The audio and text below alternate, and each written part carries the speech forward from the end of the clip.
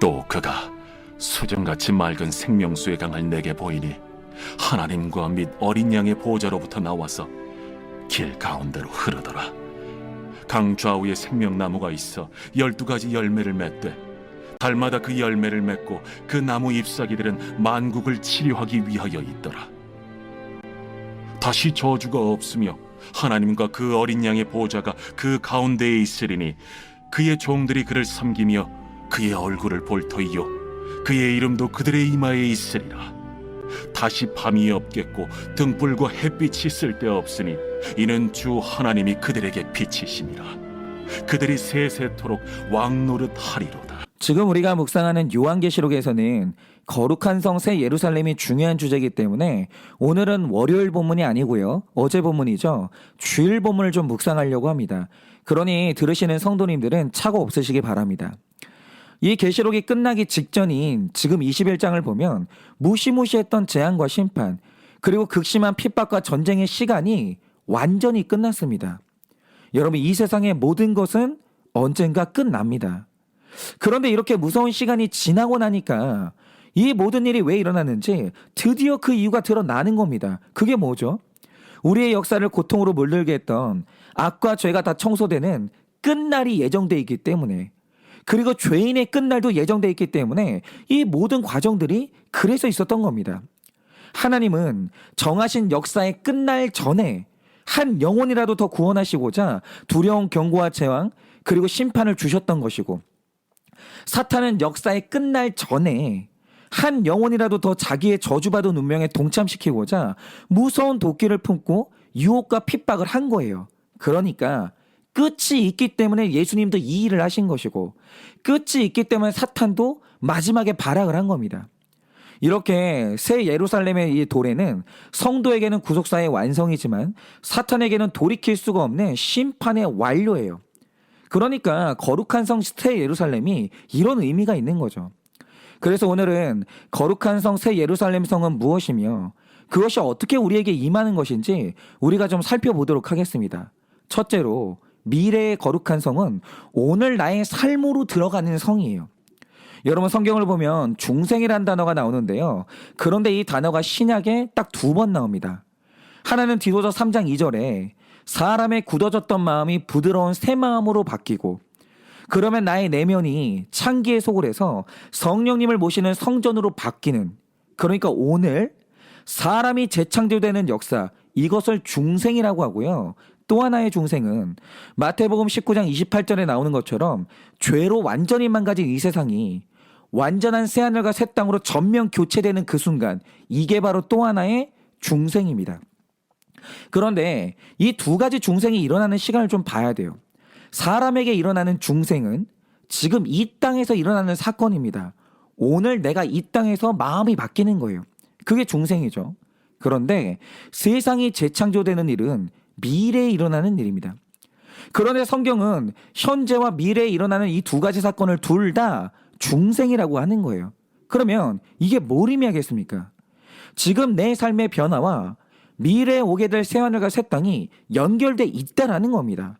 그러면 이 둘이 어떻게 연결되는 것일까요? 마지막 날에 역사가 완전히 하나님의 통치 안으로 들어가면 시간이라는 개념은 없어지고 모든 것이 다 영원하게 됩니다. 확정이 돼요. 그런데 여러분, 모든 게 영원하게 된다는 이 말이 복된 말이기도 하지만 정말 무서운 말입니다. 왜죠?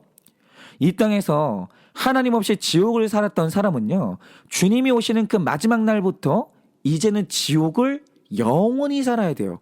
확정이 되는 겁니다. 그런데 이 땅에서 고난 중에도, 핍박 중에도, 가난 속에서도 하나님과 더불어 천국을 살았던 사람들은 새 예루살렘 성이 임하는 날 완전한 천국을 이제는 영원히 사는 거예요. 즉, 새하늘과 새 땅의 삶이라는 것은 이 땅에서 내가 살았던 삶이 영원히 확정되는 삶이에요. 여러분, 오늘 말씀 9절을 보시면 7대접을 가지고 마지막 7재앙을 담은 7번째 천사가 나옵니다. 그런데 여러분, 이 천사가 요한에게 누구를 소개합니까? 새 예루살렘 성에서 어린 양 되신 예수님과 함께 영원히 혼인잔치할 순결한 신부를 소개합니다. 즉 21장에서 7번째 천사는 회복을 시키는 천사예요. 그런데 여러분, 원래 이 천사가 17장에서는 뭐 하던 천사입니까? 이 땅에서 바벨론의 음녀를 심판하던 무서운 천사였어요. 그러니까 지금 같은 천사가 심판도 말하고 회복도 말하는 거죠. 그럼 이게 뭘 의미하겠습니까? 심판과 회복은 동전의 양면처럼 연결되어 있는 것인데, 이 땅에서 심판을 잘 받아 예수님의 신부로 변화되고 회개한 사람은 새하늘과 새 땅에서 영원한 신부로 사는 거예요. 그래서 이 땅에서 내 죄가 심판받으면 그것이 영원한 회복이고 축복으로 들어가는 문이에요. 여러분, 한창 전에 사람들이 욜로라는 말을 외친 적이 있는데요. 여러분, 이 욜로의 뜻이 뭡니까? 간단히 말하면 단 하루도 너의 행복을 포기하지 말라는 거예요. 이 땅에서 행복하라는 거죠. 그런데 성경은 이 땅에서 우리의 육이 완전히 무너져야 된다라고 하십니다. 그런데 여러분, 이 땅에서 우리의 목적은 행복이 아니라 육이 무너지는 거라고, 이 말 들으면 여러분은 어떠십니까? 혹시 욜로를 외치면서 자유롭게 해외로 들로 산으로 떠나는 사람들이 부럽지 않습니까? 아니, 신자에게도 인생은 한 번인데 왜 나는 공동체에 매여서 절제하면서 힘들게 살아야 되는지 여러분 억울하지 않으세요? 왜 내가 맨날 회개해야 되고, 왜 내가 맨날 엎드려서 잘못했다고 해야 되고, 왜 내가 맨날 포기해야 되는가? 억울하지 않으십니까? 그런데 말씀은요, 성경 전체를 통해서 내 현재의 이유를 해석하는 것이 권능이라고 했습니다. 그런데 오늘 요한계시록 21장을 보니까 이 땅에서 내 육체가 완전히 무너져야 되는 그 이유를 알게 되는 거죠. 왜입니까? 육이 완전히 무너지면 바로 그때 거룩한 성, 새 예루살렘 성이 회복이 되는 거예요. 여러분, 이 땅에서 거룩을 회복한 사람에게 거룩한 성 예루살렘이 임하기 때문에 오늘 우리가 육이 무너져야 되는 거예요. 그런데 요한이 우리에게 임할 거룩한 성을 보니까 그 모습이 어땠습니까? 하나님의 영광이 있어서 그 성의 빛이 지극히 귀한 보석 같고 벽옥과 수정같이 맑았다라고 해요. 여러분, 새롭게 임하는 그 예루살렘 성은 굉장히 아름다웠습니다. 그러면 이게 뭘 말합니까? 거룩에는 거룩의 아름다움이 있다라는 거예요. 그러므로 오늘 이 땅에서 거룩을 회복한 사람은 이 세상에서 가장 아름다운 사람이에요. 그렇게 오늘 요한은 새 예루살렘 성이 보여주는 거룩의 아름다움을 보고 육이 무너지는 이 땅의 삶을 억울해하지 말라라고 오늘 우리에게 강력하게 도전하는 겁니다. 오늘 내 하루가 영원한 삶을 준비하는 과정임을 믿으시기를 바라요. 여러분, 오늘 나의 살아가는 이 삶은 의미 없지 않아요. 의미 있습니다. 오늘 내가 거룩하게 살다가 주님을 만나면 나의 거룩한 이 삶이 영원히 지속되는 거예요. 그러므로 우리의 하루하루는 말할 수 없이 소중하고 의미가 있는 겁니다.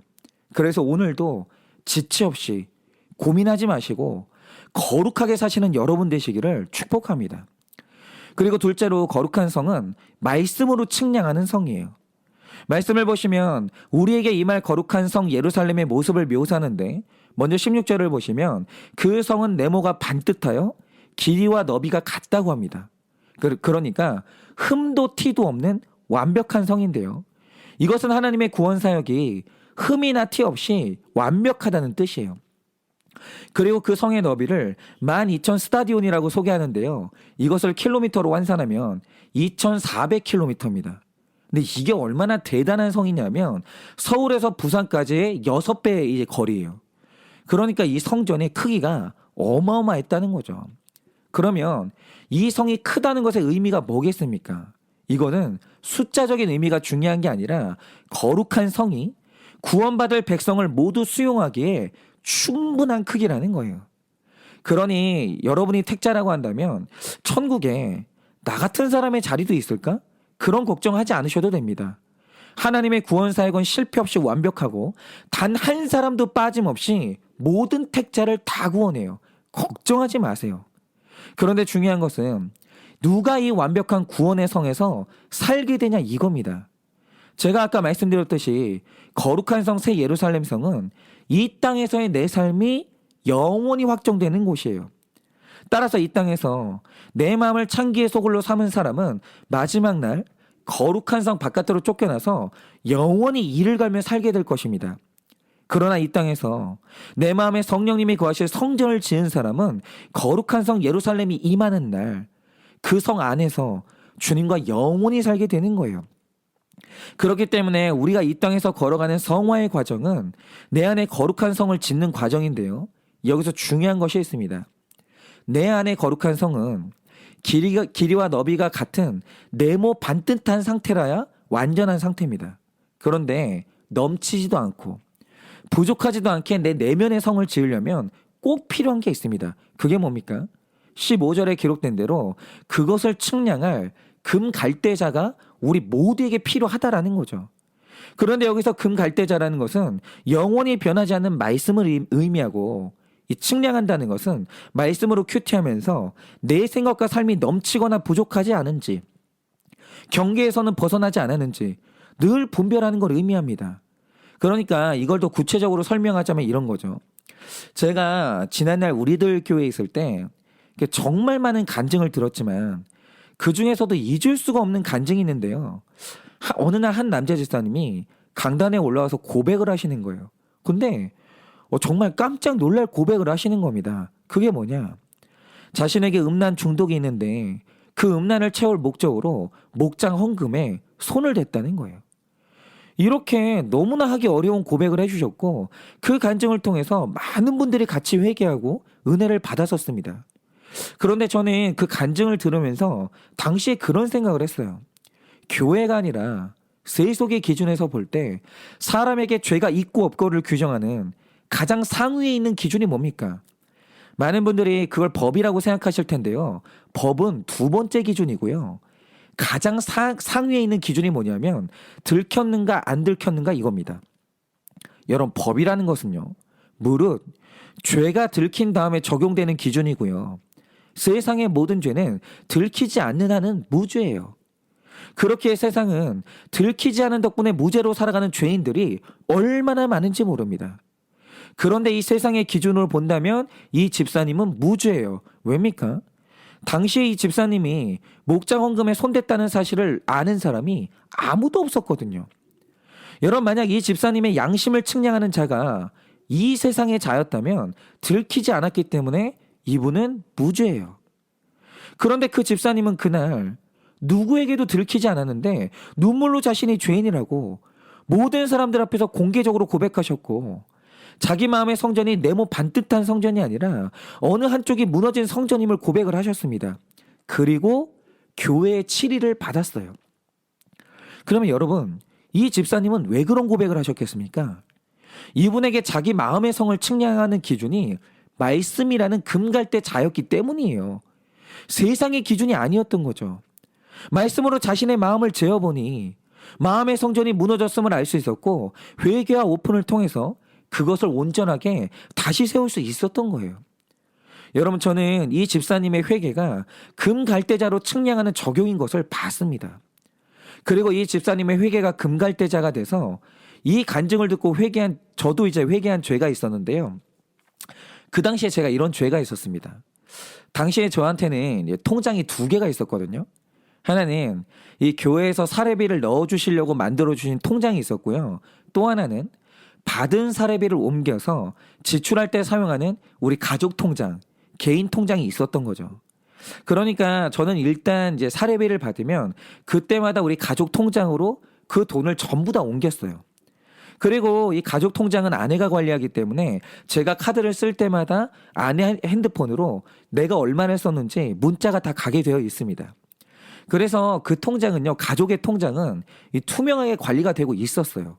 그런데 문제가 뭐냐면요, 제가 아내랑 합의하길 교회에서 사례비를 주시면 그 중에서 용돈으로 합의한 금액은 교회 통장에 남기고 그 외의 모든 돈을 이 가족 통장으로 입금하기로 그렇게 했습니다. 그건 허락을 받은 겁니다. 그래서 저는 용돈을 교회 통장에 남겨서 모아놨다가 저희 부부의 기념일을 챙기거나, 그러니까 제가 필요한 물건을 이제 사곤 했죠. 그리고 뭘 사거나 어디에 쓸 때에도 그거 다 아내한테 말을 했습니다. 그래서 제 아내가 그 교회 통장에 제 용돈에는 관심이 없었어요. 어디에 어떻게 쓰는지. 그런데 이제 무슨 일이 있었냐면요, 저도 남자라 기계에 관심이 있었기 때문에 당시에 굉장히 사고 싶었던 이어폰을 하나 샀는데, 문제는 이게 당시 제 형편에서는 사면 안 되는 너무 고가였어요. 그러니까 아내가 허용해 줄 수 있는 범위를 넘어선 거죠. 그런데 제가 당시에 너무 갖고 싶은 마음에 사긴 했는데 이 사고를 치고 나니까 이거 아내가 알면 엄청 혼날 것 같은 두려움이 확 생기는 거죠. 그래서 처음으로 샀다는 걸 말하지 않고 몰래 숨겨놓고 썼어요. 그런데 여러분, 이 비밀이 며칠이나 가겠습니까? 그러니까 제가 정신이 없어서 어떤 실수를 했냐면 어느 날 실수로 그 고가의 그 이어폰을 책상에 그냥 놔버린 거예요. 그리고 이제 교회 출근했는데 제가 없는 사이에 청소하던 아내가 그걸 보게 된 거죠. 그래서 이제 그 물건을 본 아내가 저한테 이게 얼마냐고 물었는데 그때가 제가 첫 번째로 살 수 있는 기회였습니다. 그때 솔직히만 말했으면 그냥 싫은 소리 좀 듣고 말았을 텐데 이 제가 당황한 나머지 금액을 너무 다운시켜서 말해버린 거예요. 거짓말을 한 거죠. 그런데 보통 그렇게 말하면 제 아내는 늘 저를 믿고 넘어가곤 했는데 여러분, 여자의 직감은 아무도 못 속입니다. 그날은 그 아내가 제 표정에서 뭘 읽었는지 믿지를 못하고 그 물건이 얼마인지 인터넷으로 검색을 해본 거예요. 그리고 진짜 가격을 알고 충격을 받게 된 아내는 제가 비싼 물건을 샀다는 그 사실도 화가 났지만 거짓말을 하고 숨긴 것에 대해서 엄청나게 분을 내다가 갑자기 그동안 당신 용돈을 어떻게 썼는지 내가 봐야 되겠다고 하면서 이 교회 통장 지출 내역을 당장 보여달라고 요구를 하는 거예요. 나는 이제 당신을 못 믿겠다는 거죠. 그런데 그 말을 듣는 순간 제가 아내를 속인 죄는 싹 잊어버리고 아니 내가 목사인데 날 뭘로 보고 이런 요구를 하나 이런 생각이 들면서 이제 수치심이 생겨서 절대 안 보여준다고 버틴 거예요. 그러니까 이 아내가 포기를 하더라고요. 그래서 저는 그 문제가 끝난 줄 알았습니다. 그런데 그 주 목요일에 굉장히 당황스러운 사건이 생긴 거예요. 그게 뭐냐? 제 아내도 인정 중독이 있는 사람이라 집안에 있었던 일은 밖으로 잘 티를 안 내는 사람이거든요. 그런데 이 당시에 제가 속해 있던 이 부부 목장이 목요일 날 하고 있었는데 목요일 날 성도님들이 다 모이는데 그 부부 목장에서 제 죄를 오픈한 거예요. 모든 성도님들 앞에서 부목사인 이 교회 부목사인 저를 고발을 하는 거죠. 그리고 당시에 제 목자님이 집사님이셨는데 우리 남편이 당장 통장 내역을 공개하도록 처방을 해달라고 그 자리에서 주장을 하는 거예요. 그런데 여러분, 그 상황 자체가 얼마나 수치스러운지 그 순간 너무 굴욕감이 느껴지면서 아내가 미웠는데 제가 더 이상 수치를 당하기 싫어서 당시 목장 식구들 앞에서 핸드폰으로 통장 내역을 보여줬습니다. 보라고. 그런데 여러분, 그 상황이 얼마나 찌질합니까? 제가 부목사예요. 그리고 거기 계신 분들이 다 우리 교회 성도님들이에요. 근데 제 아내가 저를 믿지 못하고 그 자리에서 부목사인 남편의 통장 내역을 다 확인하고 있는 거예요. 그래서 아내는 목원들이 보는 앞에서 통장 내역을 확인하기 시작했는데 그 짧은 순간 저희 목원들은 제가 지출한 내역에 부정한 것이 드러나서 정말 큰 싸움이 날까봐 숨죽여서 지켜봤고 아무도 말을 못하는 거예요. 통장 내역 이제 검증이 끝날 때까지. 그리고 저는 그 고요했던 잠깐의 시간이 영혼의 시간처럼 느껴지는 가운데 엄청난 수치심을 견뎠습니다. 그러니 다행히 별다른 문제가 발견되지 않아서 이제 그걸로 끝은 났는데요. 문제는 제 안에 아내에 대해서 미운 마음이 생기는 거예요. 그러니까 그게 처리가 안 되는 거죠. 어떻게 나를 못 믿고 아니 그렇게 성도님들 앞에서 나에게 수치를 주나 용서가 안 되는 거예요. 그런데 제 마음은 그랬는데 감사한 것은 그 다음 주부터 하나님께서 말씀의 금갈대자를 통해서 제 마음을 계속 측량하시는 거예요. 먼저는 그 주 주일이 됐는데 하필이면 그 주일에 설교 주제가 뭐였었냐면 거짓말이었습니다. 그 설교를 통해서 작은 거짓말이 얼마나 무서운 죄인지 하나님께서 예배 시간 내내 찌르시는 거예요. 그리고 당시에는 동료 사역자들이 새벽 큐티 설교를 돌아가면서 했는데 그 주에 동료 목사님이 또 거짓말에 대해서 설교를 하는 거예요. 그러자 제 안에서 결국 그런 죄가 보이는 겁니다. 제 아내는 아내가 반대할 만한 욕망이 있어요. 배우자가 알면 싫어할 만한 욕망이 제 안에 있다라는 거죠. 그런데 그 욕망을 채우기 위해서 저는 꼭 돈이 필요해요. 그리고 그 욕망을 채우기 위해서는 거짓말도 할 수 있는 사람이 바로 저예요. 그리고 더 크게 깨달은 게 뭐냐. 당시에는 제가 부목사였지만 저라는 사람이 만약 장차 한 교회를 책임지는 담임 목사가 된다면 저는 그때부터 교회 전체의 재정에 관여할 권한이 생기는데 돈에 대해서 이런 연약함을 가지고 교회 책임자가 된다면 여러분 제가 교회 돈에 손대지 않는다는 보장이 어디에 있습니까? 그런데 이런 제 죄를 깨달은 이유가 뭐냐면 반복적으로 측량해 주시는 말씀의 금갈대자를 통해서 그 모든 게 인정이 되는 거예요. 내가 아내를 미워할 수가 없는 죄인이구나. 그러니까 나에게 공개적으로 수치를 준 아내에 대한 미움이 사라지면서 이 수치는 내가 마땅히 당해야 되는 수치라는 게 인정이 됐던 겁니다. 여러분 이렇게 거룩한 성은 말씀이라는 금갈대자를 통해서 측량하면서 지어져 가다가 주님 오시는 그날에 완성이 돼서 우리가 그 성 안에서 주님과 영원한 교제를 누리게 되는 거예요. 여러분 오늘 하루 이 말씀으로 내 마음을 측량하시기를 바랍니다. 그래서 네모 반듯한 마음으로 주님 앞에 서시고 결국 새하늘과 새 땅의 주인이 되는 여러분 되시기를 예수님의 이름으로 축원합니다. 기도하겠습니다. 하나님, 정말 우리의 모든 죄악된 역사가 완전히 끝내는 그 심판의 날은 반드시 옵니다. 하나님, 그런데 그 마지막 날에 우리가 거룩한 성 새 예루살렘에 들어가려면 우리 자신이 준비되어 있어야 되는데 주님, 우리의 마음이 정말 준비가 되어 있습니까? 우리 내면 세계는 네모 반듯하게 아름다운 성전으로 지어져 있습니까? 하나님, 그런데 우리 마음에 내 성전을 재는 그 기준이 세상의 기준이면 우리는 절대로 아름다운 성전을 지을 수가 없습니다. 오직 말씀만이 나의 기준이 되어서 내 마음을 측량할 때에만 우리의 마음이 아름다운 성전으로 지어져 갈 수 있는 것입니다. 그러니 날마다 큐티할 때 우리가 그때마다 죄를 보게 하여 주시고 나의 부족한 것이 무엇인지 넘치는 것이 무엇인지 투명하게 보게 하여 주셔서 이 땅 가운데서 날마다 네모 반듯한 마음으로 아름답게 살아가게 하여 주시고 그래서 주님 오시는 날 우리 모두가 다 거룩한 성 새 예루살렘의 주인이 될 수 있도록 주님께서 오늘도 말씀으로 우리를 통치하여 주시옵소서. 그러게 주님께서 오늘도 우리를 말씀으로 아름답게 지어줄 줄 믿사오며 살아계신 예수님 이름 받들어 기도드립니다. 아멘.